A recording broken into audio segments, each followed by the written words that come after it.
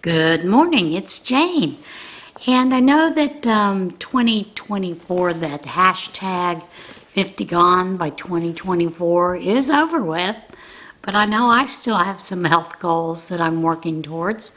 So I thought we would continue with a few more ideas for the new year coming up, weight loss. And some of these are going to be rehashed as always, but because we are stubborn people and we don't always learn the first time, we'll go over it again. All right. First of all, let's start with the medical disclaimer.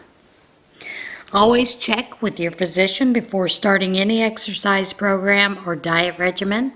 Information here is my personal research into different health topics and is not to be considered medical advice. However, we do have quite a few health and wellness tips that we can consider for 2024. And the first one, as always, is exercise. Well, that seems like it's pretty obvious, but regular exercise has a lot of health benefits, not only physical and mental, but it's a way that you can do things. And of course, exercise can be done anywhere at home. I know one of my goals this year is simply just move more. Whether it be get up, turn the radio on, dance for 15 minutes, walk around the room for 15 minutes, do a YouTube video for exercise for 15 minutes. I figure 15-minute increments is a good goal to work towards. Because, I'll be honest, right now, I have trouble finding time with everything that I'm doing at home. Plus, having that side hustle, you've got to work at it. So, yeah. Basically, whether you don't have to go to a fancy gym to do these things. You can do them at home. Like I said, put the radio on, dance a little, wiggle in your chair, whatever. YouTube, I understand, has quite a few exercises. My son suggested chair yoga. He said, look on YouTube and see if they have some of those, or some of these other channels that you can find. Just a few minutes of chair yoga. You can do quite simply in your chair with a towel even, those kind of things.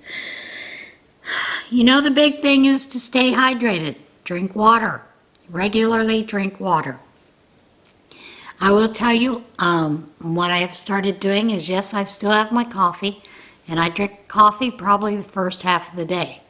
The rest of the day is water, with the exception of I have a small cup, and it's just a cup, of diet root beer soda with a little splash of heavy cream at night that kind of gives me a treat that suggests it's a root beer float. So, I have it in an iced container, so it's nice and cold and it tastes like a root beer float. But water is very important to us. It's important for regenerating cells, all kinds of things, as well as flushing out all those toxins that are within our bodies. Plus, it helps keep that kidney function good. So, more water. One of the things they also suggest is to track your fitness. You can do that on a phone, smartwatch, a journal. I do daily journaling. Most of mine is prayer journaling, scripture writing. So that is a place that I can actually journal, track my fitness. Did I do some movement today? Did I? It's important. Do movement. Multivitamins. That seems so simple, yet it's so difficult for many of us. A multivitamin helps in so many ways. Make sure it's one that your body can tolerate and can also digest well.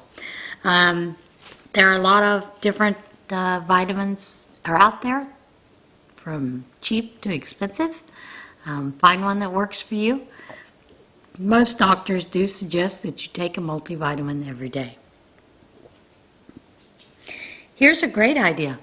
Stand up every 30 minutes. Just stand up. But especially if you are working, Because I sew and because we are crocheters and knitters, most of us do it sitting. So it's important to get up and stand for about 30 minutes. Stand every 30 minutes or so. Not only does it help with your posture, it helps with your back, but it also helps with your circulation. And while you're at it, get up, walk a little bit around the room if you can. I know some of you cannot, but just standing up will help a little bit. If you can, get outside. It would be nice if while you were outside you could take that short little walk, do a couple stretches, breathe in some deep, beautiful air that's out there. Unless it's, in a fire-ridden place. I wouldn't deeply breathe in that. But nature itself is a great stress reliever, and our lives are busy and they are full of all kinds of stress. If you can't do that, maybe step outside during your lunch break if you are working. Those are some good, easy tips to do. So it's nice to have that little bit of a break and to take some breaks. Now this is one, when we think of diets, and many of us, because it's the new year, have decided we're going to go on a diet. Going to eat healthy. We're going to lose weight. We're going to do whatever. We're going to do those New Year's resolutions, whatever. One way to actually make that food taste a little different is to use herbs and spices. Don't be afraid to mix them up. Either that or study which herbs work better with fowl, chicken, turkey, ostrich. Look at those kind of things that go with beef, fish. Use herbs more. Experiment a little bit and try those out. There's another thing too also. Turmeric is supposed to be pretty good for your health, inflammation, as well as ginger. I know that I do drink a ginger and turmeric tea towards the end of the afternoon to help with the inflammation because my body aches a lot. That has to do with fibromyalgia, and that helps a little bit with those kind of things. So consider trying some of those things. Try some different herbs, some different spices, and take your food exploration up a notch. Try a spice you haven't tried, Maybe you should get into a little bit of maybe some Japanese herbs, some Chinese herbs, those kind of things. Just try something different with your food. Make sure, as always, it's the dreaded get enough sleep. Naps are good if you can't sleep in a bed, for a full 6-8 hours. They do suggest 7 to 8 hours at least, So, and lots of times, sleep is difficult for many of us. Let me get a drink. My throat's a little dry. As we get older, our metabolism changes, our sleep routines change, but as always, sleep is very important. And one of the things with sleep is you want to remember that a sleep routine works the best for you. When I was having these issues of not being able to sleep, I'd sleep for 2 hours and then be up for 3, down for 2, up for 3, that kind of thing. The one thing that they stressed upon me is to start a sleep routine, stick to it. One of the things is to turn off your devices before you go to bed, 30 minutes before you go to bed. No iPads, no Kindles, no phones. That helps with sleep. For some reason, they don't understand why, really, but they think that those things do help. Turn the computer off. And they suggest an hour before, but I've heard people tell me even 30 minutes before is a good suggestion. Reserve that time for what you call quiet time activities. Journaling, reading, reading your Bible, drinking a nice tea, those kind of things to help with sleep.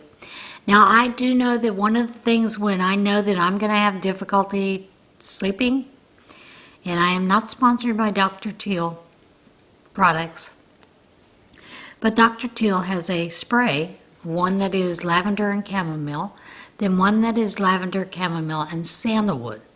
Now, I use the lavender, chamomile, and sandalwood. I spray that over the bed, like 2-3 sprays, and I sleep really well at night. So it does have a calming effect on me. Some people it does not work for. You need to determine if it does work for you. Those are some ways to also help you get a little better sleep at night. So yeah, give it a try. You never know. This is one thing they tell you to try to choose organic foods when possible. Mainly because they tell you that the organic foods are better for you and better for the environment, the planet. And the main thing is they try to tell you that it has better nutrient content. Maybe it does, maybe it doesn't. It does have a lot less chemicals sprayed on it, used on it, pesticides. So you do have that assurance, supposedly, with the organic foods. However, if you've seen one of the TikToks lately, or maybe it was Instagram Reels, Kroger's placed organic labels over just plain regular fruits. So check your sources. That's all I'm saying, just check your sources.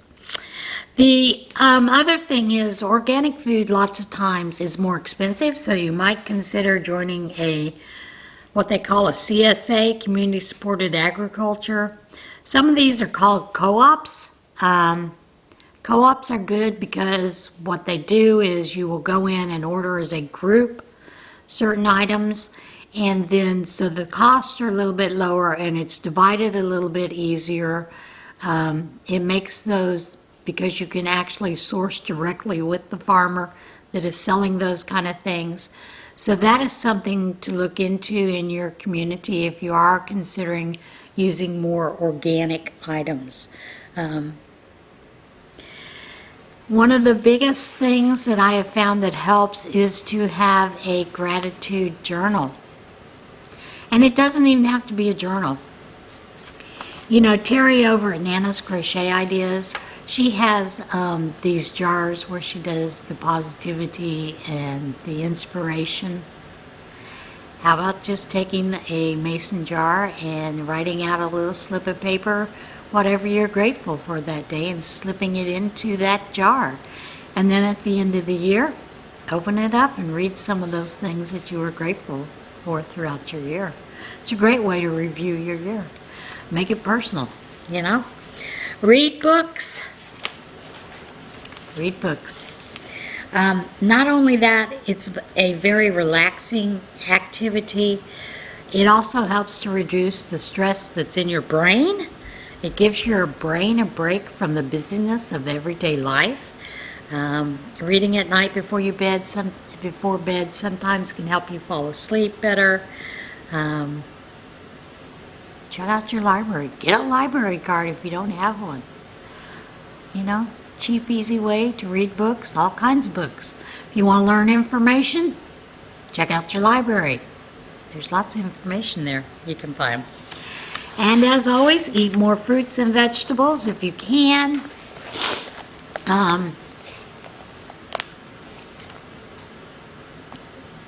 More fruits and vegetables are really good for you. Make sure that you add more color into your diet. That helps too. If you're eating such a bland diet, you know, sometimes you get bored with eating and you just have bored eating. So add more color to your food in the way of fruits, vegetables. And guess what? Fruit can go in your salad. Try it. I like fruit in my salads. I really do.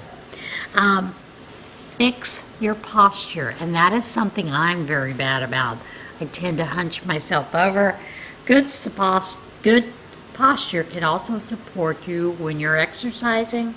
Helps you avoid injuries when you're active. And this is information according to Harvard health experts. Good posture means having your shoulders, hips, even chin parallel to the floor and weight evenly distributed on both feet. If you're feeling out of balance, simple exercises can help you improve your posture. Focus specifically on stretches, activities that build muscle strength and improve your balance. Check on your posture throughout the day. If you need to, ask your healthcare professional for help. Many of us through our healthcare have opportunities to go to a gym, healthy sneakers, even physical therapy fairly cheaply, if not free. So keep those things in mind. But I'm going to add one more thing. As we get older, what we find is our balance is off. So make sure you're doing some exercises that involve balance exercises to help you regain your balance so that if you start to fall, you're able to catch yourself from falling. Yeah, check those out. Take a daily probiotic. These are really good for your gut. If you've ever had any kind of GI issues, that is one of the first things your GI doctor is going to want you to do. GI is gastrointestinal gut. They will want you to take a daily probiotic. It helps you digest food. It helps you produce the vitamins, eliminates your toxins, and a whole lot more. So, those are some great things to consider. Get vaccinated. Especially if you're getting older. And they have now come out with a vaccine for RSV. Since COVID, a lot of people are finding that when they get colds, it develops into RSV and it lasts longer and you're just not able to get on top of it. So they've come out with a vaccine for that, so that is something to consider as well. You know, take it with a grain of salt. I do get vaccinated every year. I get my flu vaccine. It helps, even though I've had the flu. On top of it, it wasn't as bad as it could have been because from what I understand, the flu was pretty bad this year. So, you know, I was grateful that I did have my flu vaccine. And so those are some of the things to consider. I did take the one for shingles, although I had a doctor once tell me that that would not be a good option for me because of not having the gamma globulins to prevent having chickenpox whenever I'm around someone who gets chickenpox. I normally get chickenpox. Yes, full-blown chickenpox. That is because I do not have that gamma globulin in my system, according to this infectious disease doctor. But, you know, if you do take the vaccine, you don't have it, you just wasted time taking a vaccine. So, minimize your sugar intake. For me, that's very important because sugar causes inflammation in my body, causes more pain. So some of the things they suggest is to choose unsweetened cereals over sweetened cereals. One of the ways that you can learn if you're using a sweetened cereal is to mix your unsweetened with your sweetened to wean yourself off of the sweetened sugar. Unsweetened oatmeal, replacing juices, you know, the juice cocktail drinks, you know, like the cranberry, Ocean View. Is it Ocean View? Ocean Fresh, whatever it is. Consider changing that to actually 100% fruit juice if you're going to, with no added sugar or flavors. Instead of using sweetened yogurt, consider adding fruit to plain yogurt as a way to sweeten it up a little bit. Cut back on the sugar in your baking, cooking. Most likely you're not going to miss it at all. So those are some things to consider. One of the other things they suggest is to meditate. Now, if you've never meditated before, you're going to find that your mind gets so busy and it tries to convince you you don't need to meditate, you need to do something else. Just keep practicing. Eventually you'll be able to handle it. It is considered a mind-body practice. So it does have benefits for your health and your mental health as well. It can keep you calmer throughout the day and help you better manage existing medical conditions. So, what they suggest is to try a mini stress break. Close your eyes and take 3 long, slow, deep breaths while concentrating on each inhale and exhale. That's a simple way to do meditation. Of course, you can also just do simple, plain meditation. Listen to music. Our souls love music. Come on. Put the radio on, listen to some music. If you've got tapes, CDs, thumb drives, whatever, listen to music. One of the other things is it helps with your memory. If you listen to a familiar song, it does help with your memory. So, listen to music before you work. I mean, if you can at work, while you're working, or before going to bed, because it can also calm you. I don't know if you're listening to heavy metal if it would calm you. But I guess if you're a metalhead, it might calm you. So, listen to music. Spend time with friends and family. We are social beings. I joke about this because I do not like being in social groups. I don't like the hobnob, the yapping to each other, that kind of thing. That's just me. Although I do enjoy being with people. Does that make sense? But I don't always like the small chit-chat, those kind of things. However, when it's a good conversation, I do enjoy it. Put down your electronics. Take an electronic break. Put your phone down. Leave it alone. Don't touch it for 30 minutes. It does have a lot of benefits, but also give your mind and your body a break from your phone. Encourage you to have a technology-free family night.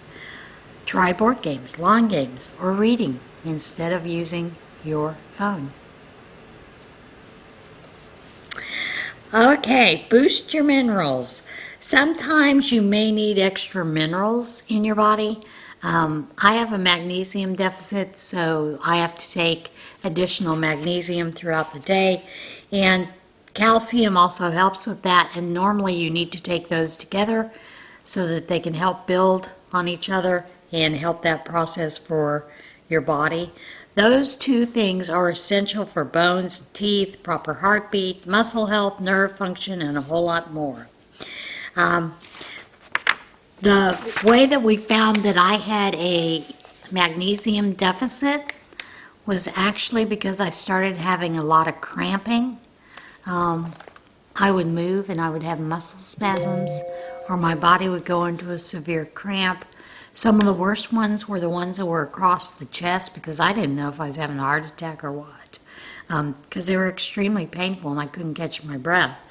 So, but always when you're dealing with calcium, make sure that you do not have an overabundance of calcium in your system. That is something you need to check with your doctor about definitely before you start. Adopt a hobby. Hey, we're already ahead of the game for those of us that are crocheters and knitters, right? If you're not a crocheter and knitter, I'm not sure how you found me, but consider a hobby. Diamond painting. Puzzles, putting puzzles together. Puzzles is good for your brain.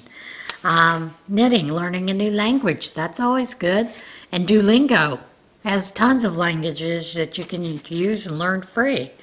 Trio teams, bingo, chess, creative writing, archery, role-playing games, model kits, ballroom dancing, martial arts, collecting different things, gardening, learning how to play an instrument. I'm still learning how to play the ukulele. Of course, I've had to take a break with the hand surgeries, so I'm looking forward to being able to get back into playing the ukulele. It's quite fun to learn. All right, embrace tidiness. Tidy up and declutter your home. It has a lot of health benefits. Also, it keeps you a little happier. If your space is cluttered, it's going to cause you to feel stress and feel overwhelmed. Get rid of the things you don't need or use. Get rid of them. They're going to save you time and money, and also it's going to give you a more creative outlook and focus on life. And if you've not started to declutter or get rid of things, do it slowly. Just choose a room, a closet, or something and go for it. It can become a habit, although I'm still working on that habit. I'll be honest. I'm not the tidiest of all persons. And of course, being here alone, it's okay for me to leave it sitting down, isn't it? Trying to get out of that habit. All right, try to maintain a clean, organized space by putting things back where they belong. Avoid impulse purchases. Make your bed every day. I make my bed every day. And regularly review your belongings. Do you really need all those things? Do I really need 17 totes? Yes, because there are 17 projects in those totes. Follow daily routines. This will help you with your mind as well. It also helps you learn to develop a very simple way for your own routine care, and can remove stress and anxiety from your day. So create a healthy habit, something like doing activities, chores during certain times of the day.